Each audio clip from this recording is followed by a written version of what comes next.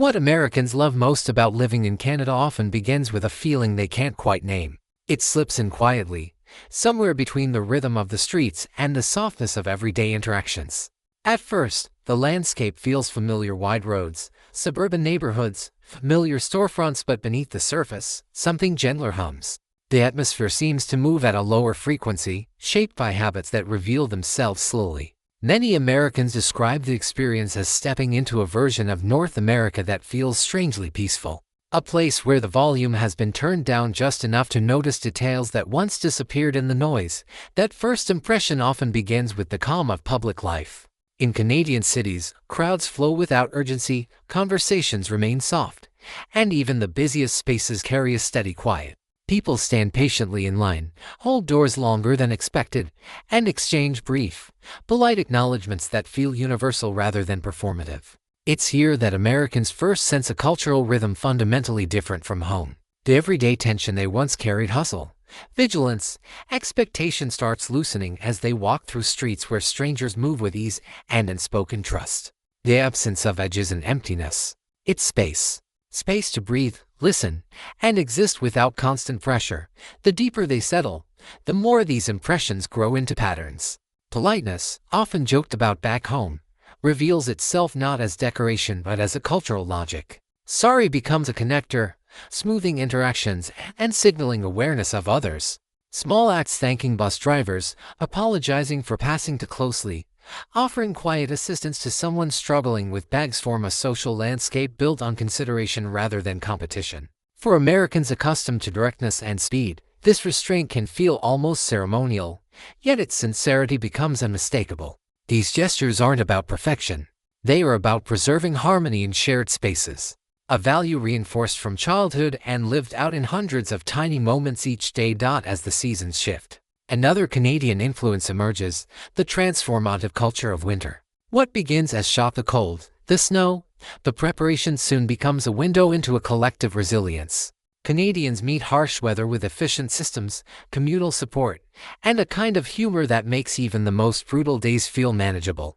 Snowstorms turn into neighborhood rituals of shoveling, checking on vulnerable residents, and adapting without complaint. For Americans who come from milder climates or environments where winter feels disruptive, Canada's relationship with nature carries its own kind of wonder. Winter isn't an obstacle. It's a framework for cooperation and endurance. Slowly, these scattered impressions begin forming a coherent portrait. Life in Canada isn't only quieter. It's structured around values that prioritize stability, mutual respect, and collective ease.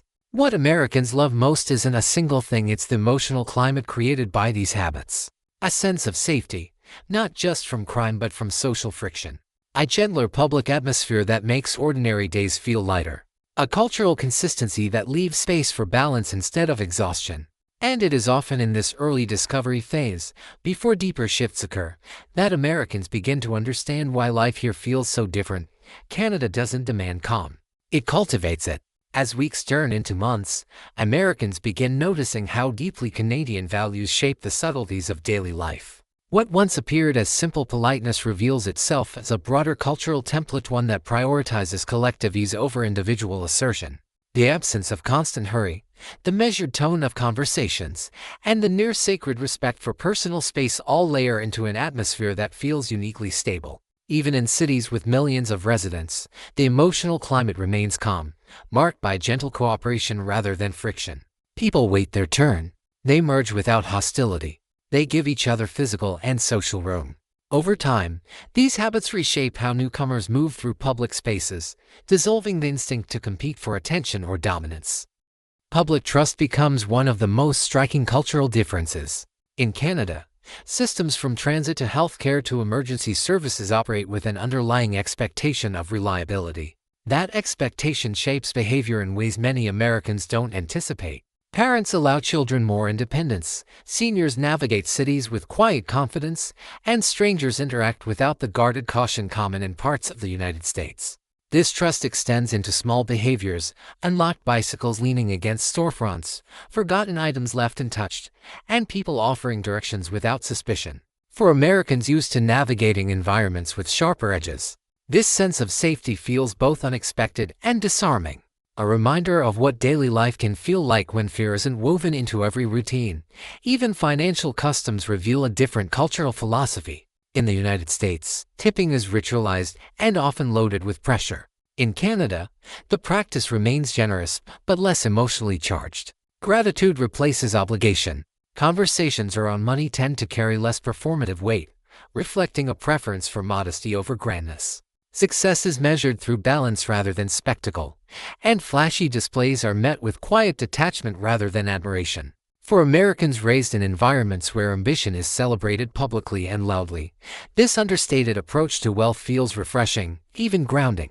It shifts the social emphasis away from status and toward equilibrium.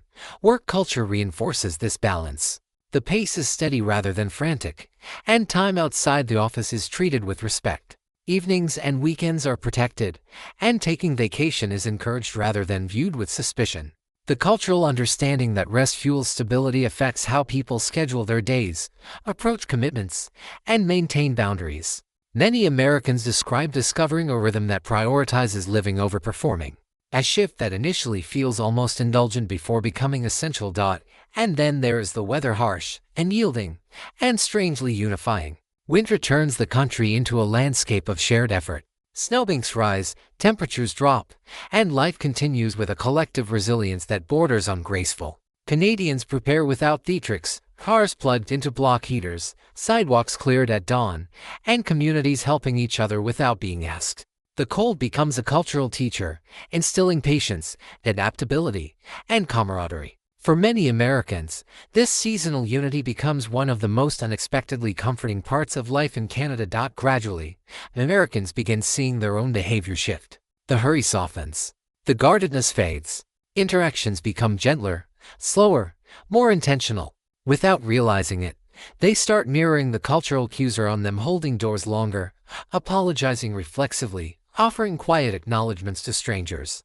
What began as observation becomes adaptation, and what felt foreign becomes natural. Canada's influence works quietly, shaping behavior through atmosphere rather than instruction. It isn't a transformation born of necessity, but of environment. When the world around you is calm, you slowly begin to match its rhythm.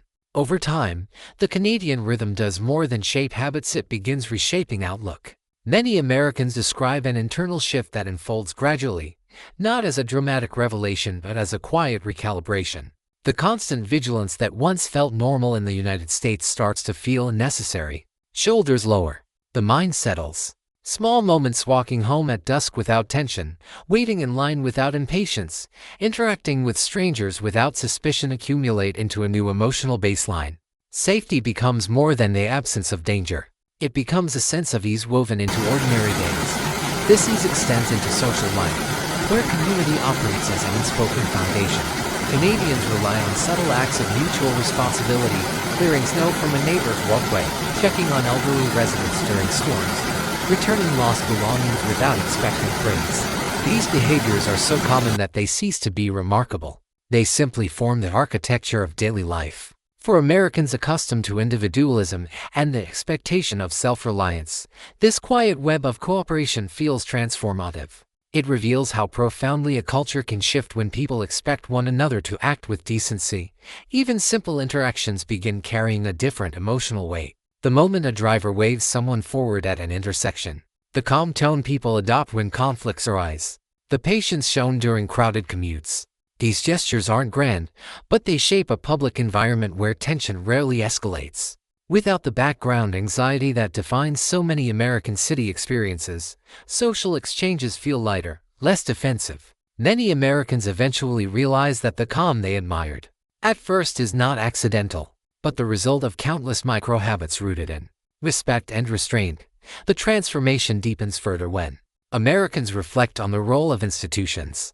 In Canada, trust in public systems, healthcare, policing, emergency services creates a cultural stability that extends far beyond policies. It influences how parents let their children explore, how seniors navigate cities, and how communities respond to crises. Trust becomes a social glue, reducing anxiety and encouraging cooperation. For Americans, especially those coming from environments